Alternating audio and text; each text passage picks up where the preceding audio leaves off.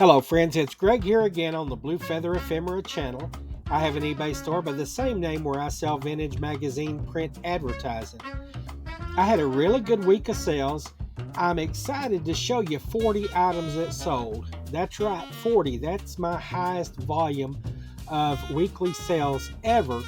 And so I don't want to gloss over any of these. I don't want to show you highlight sales like I have at times because all of these ads deserve their minute or two in the spotlight. So I'm going to break this up into two videos, and as I consider how to do this, I've got so much good content, I don't know whether to scratch my watch or wind my bottom. But what I'm going to do, I guess I'll show you about 20 ads in this video, and then I'm going to give you the weekly summary of the sales numbers, and then there'll be a part 2 video. In that video, I'll show you 20 more awesome ads, and at the end of that video, I'm going to show you a major mistake that I made relative to this free shipping policy test that I'm doing. So make sure you come back for part 2 as well. Right now, let's go ahead and take a look at some great ads. In case you've not been watching my channel and following along, I'll give you two quick facts about this ad. First of all, this ad is $7.77, and this is the lowest price that I charge for any ad in my store. The other thing you should know is starting on July the 10th, I started using a free shipping policy so that all of my sales ship at no cost to the buyer, and I did not build that cost into the price of my items. And so for something like this that I ship by Ground Advantage, $7.77, it's possible that I might make as little as 77 cents on this sale.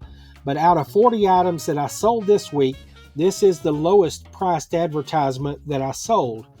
From 1958, this ran in New Yorker magazine, and in the details here you can see size-wise that it's a little bit over 2 inches by almost 6 inches. And in the details of the ad, this is a Marcel Franck atomizer. They bill it as the finest atomizers in the world. It's made of cut crystal and shining chrome, and it says it's leak proof and evaporation proof. I sold this for $7.77. Here's an ad from 1962. This ran in American Girl magazine, and it's a company called Delta Electric Company based in Marion, Indiana, and they make lanterns and flashlights. And as we've seen in some of these ads in past videos, they also made lights that attach to bicycles too, and they marketed those especially to young boys who rode bicycles. But their target audience seems to be youth here because this is American Girl magazine. But down here in the text of the ad, it says that this bullseye type lantern, this power light, is the official lantern for Boy Scouts, even though this is in American Girl magazine. And so I guess they figure if they can convince the girls that it was good enough for the boys, it'll be good enough for the girls too. This sold for $7.77. Now, in my way of pricing things, this goes up one step to $9.77. But now this is not the base price on this ad because, as you can see in the details here, it is still a small ad. It's the smallest size that I ship in 4x6 packaging. This ad measures about 4 inches by 5. And the advertiser here is Dean's Chocolate Drink. This is a company based in Franklin Park, Illinois. And you can see here in the picture, this is targeted toward military customers, and it shows the people in uniform there, the men and women. They're all eager to get a hold of some of this chocolate drink served in a can. It's delicious, hot or cold, and it's in one of those cans. You just pierce it with a can opener and drink it from the can that way. And this ran in 1953. I sold it for $9.77.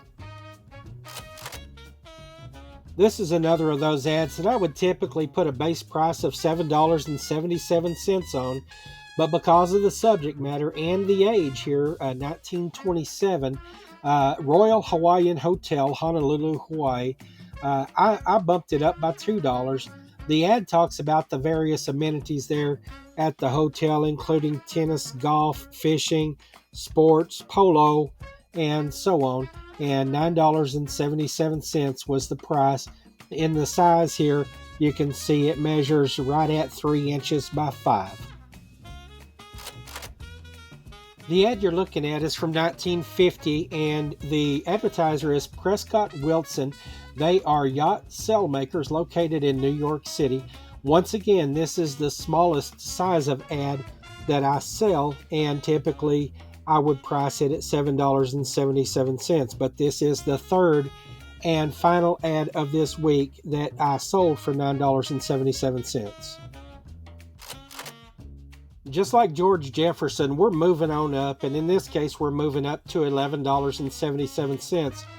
This is Pikes Peak Ocean to Ocean Highway, and basically, this is an association. It's an early car club based in St. Joseph, Missouri, and you can see here that it's got a motor route that starts in Los Angeles on the left side here and runs all the way to New York City, and they've got a loop south from the Glenwood Springs, Grand Junction, Colorado, I guess.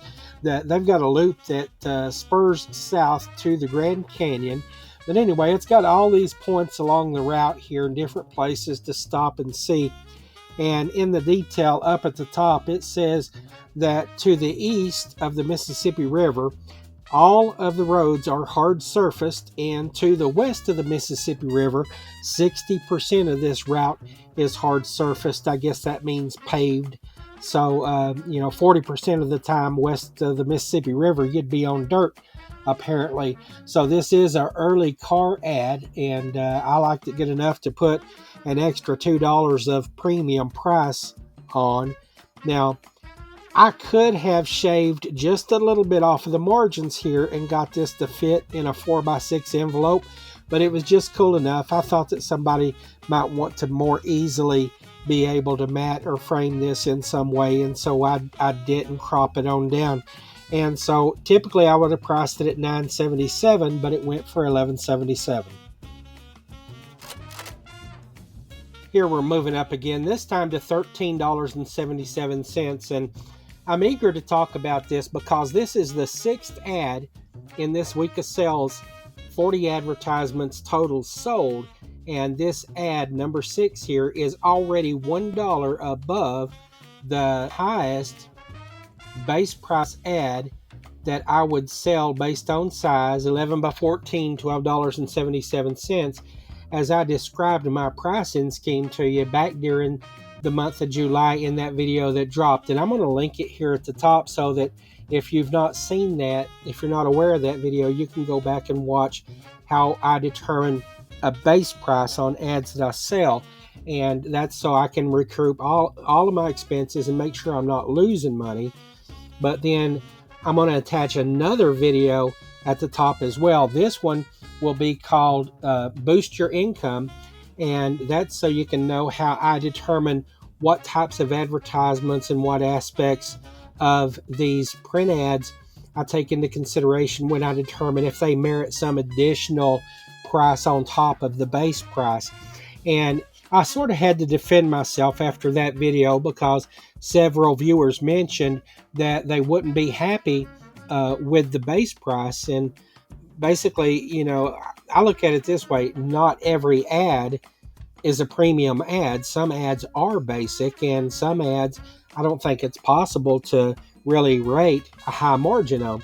But this is an ad that I felt like deserved a little bit of pricing premium, so I put an extra $1 on it. This is from Fortune Magazine, 1963, and it's an advertisement for Cadillacs, and it's encouraging companies to consider Cadillacs for their company business fleets of cars. And it talks at the bottom about the various things that Cadillac has going for it, like prestige and low operating cost and fuel economy and high resale value and all of that. It's a very nice ad, and a collector bought it for $13.77. Here's a bright, colorful ad from 1983. And the advertiser here is Turtle Wax, and they're running a sweepstakes, and you can enter to win one of over 5,000 prizes, including this Corvette that you see. That's a grand prize right there. But the ad is bright, it's colorful, it shows the checkered flag there, Indy cars, and all of the rest. It ties into sports and speed and all of those flashy things that Playboy magazine was invested in with their clientele. You can see at the top left there that this was an advertisement that ran in Playboy 1983. I sold this one for $13.77. Moving up again to $14.77. Now, this is the first of many $14.77 ads, and this is the first of a pair that went to one buyer. And back when I charged shipping, I did like most sellers do, and I combined shipping for multiple items. And the reason we want to do that as sellers, it gives that incentive to buy. And for us, any additional postage, if any, is pretty much a negligible amount. And also, it lowers our cost for shipping because we're using one shipping stay flat mailer. If that's the way you ship, you're only using one instead of two. Now, I still back and sleeve every ad like this that I sell, but the costs are much lower. This is from, again, Fortune magazine. This one, 1970. This is Kidder, Peabody and Company of New York. And in the detail of the ad, what the company does is they do corporate finance. And so basically, just like a company needs information technology engineers and all other kinds of engineers to make the company work, they also need a sort of engineering type of approach to how they use their capital. That includes everything from executive and employee compensation and benefits to liquidity and debt to asset ratio and everything else to make sure that they don't run into money trouble. And so that's what Kidder Peabody did for various companies. It said they had 80 specialists that worked on more than 160 accounts during 1969. So a real interesting ad here. Again, this is one of two, $14.77. This is the second advertisement to that customer. It just so happens that it's the same price, and because we're progressing in order of price this video, that means that I can show it to you now.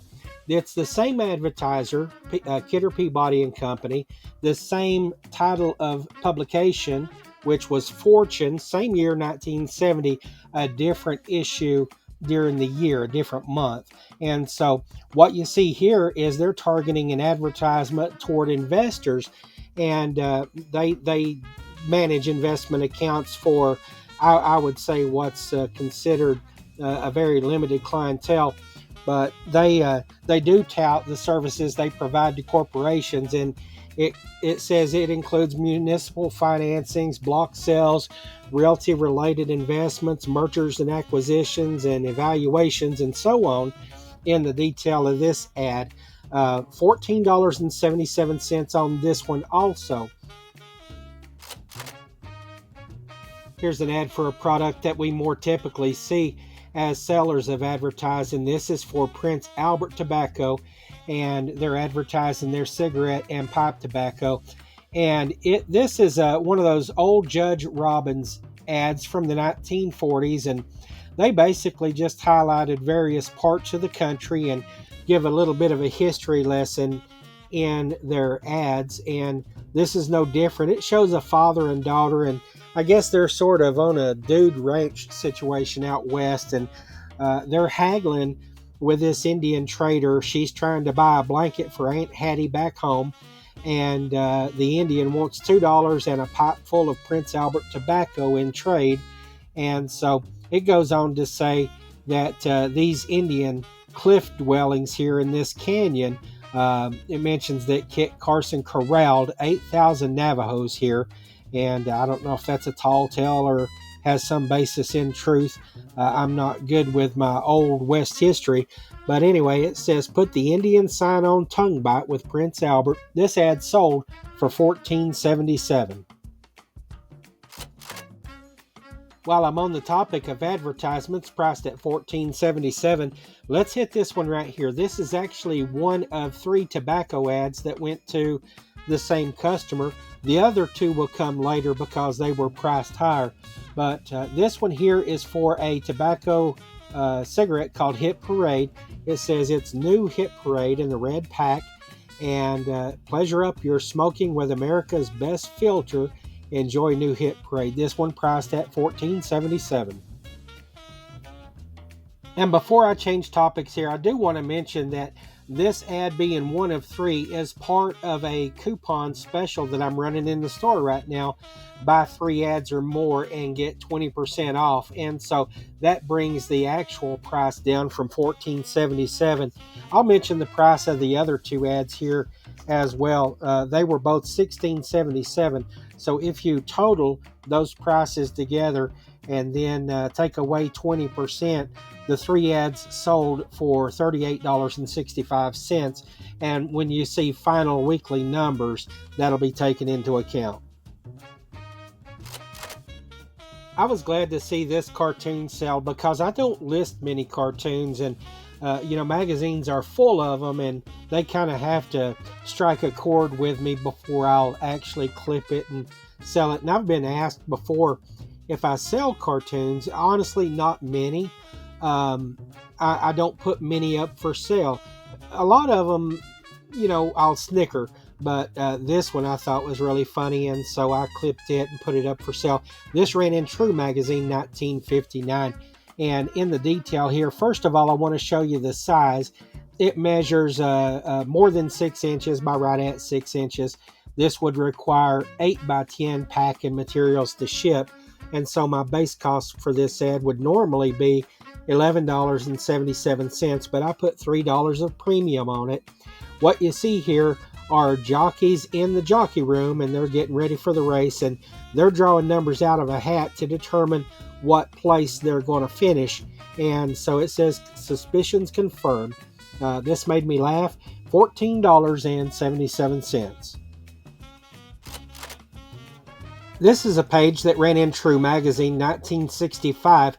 And I don't know sports. I'm not good at this, but I did recognize Broadway Joe Namath here, number 12.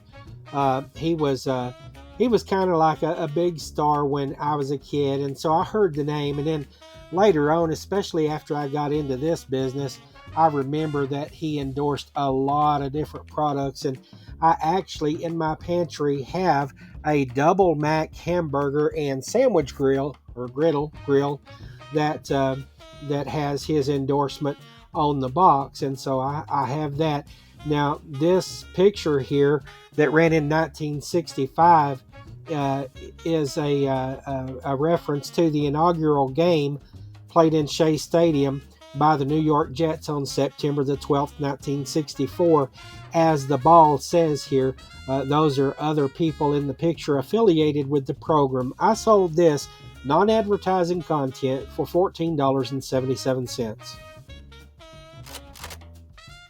So that last Joe Namath page, and this one right here also for $14.77, are 2 of 6 pages sold to a customer, and they got the 20% off of 3 or more deal as well. And so I should have said that that last item had some discount on it, as this one does. Altogether, that one sale of 6 items totaled $82.90, and I'll be showing you the listing price, but when we get to weekly totals, I'll be taking the discount into account. What we're looking at here, 1979 Chevy El Camino Royal Night Conquista.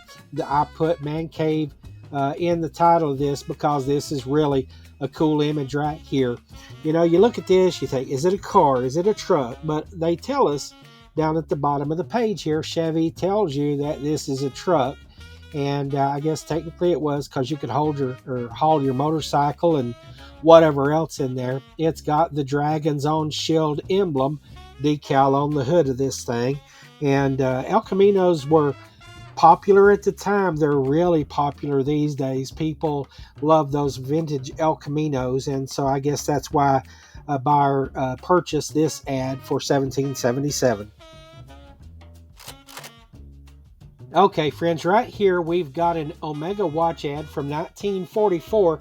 And if you'll notice here, the price on this one is $9.77. And it's showing up now because I'm not so smart.